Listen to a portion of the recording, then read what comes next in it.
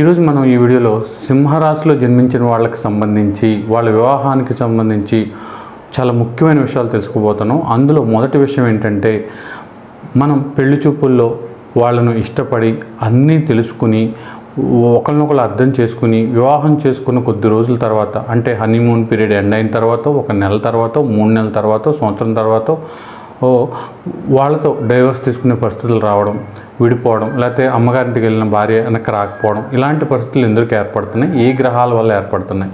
ఇక రెండోది ఏంటంటే, ఎంతో ఇష్టంగా ప్రేమించి ఒకళ్ళు లేకపోతే ఒకళ్ళు ఉండలేము అనుకుని పెద్దల్ని ఎదిరించో లేకపోతే పెద్దల్ని ఒప్పించో పెళ్లి చేసుకున్న తర్వాత కూడా అందులో ఎవరో ఒకరు అక్రమ సంబంధాలకు వెళ్ళి మళ్ళీ వీళ్ళని వదిలేసి ఇంకొకరిని పెళ్లి చేసుకోవడానికి కారణాలు ఏంటి. ఇక మూడోది ఏంటంటే, సింహరాశిలో జన్మించిన వాళ్ళకి ఎంతో ప్రశాంతంగా సాగిపోతున్న సంసారంలో 3 ఏళ్ల తర్వాత, 5 ఏళ్ల తర్వాత, 7 ఏళ్ల తర్వాత, 10 ఏళ్ల తర్వాత ఒక్కసారిగా ఆ సంసారం తలకిందులవ్వడం, డైవర్స్ తీసుకోవడం, అందులో ఎవరొకరు రెండో పెళ్లి చేసుకోవడము, లేకపోతే వీళ్ళని వదిలేసి వెళ్ళిపోవడము, దీనికి కారణాలు ఏంటి.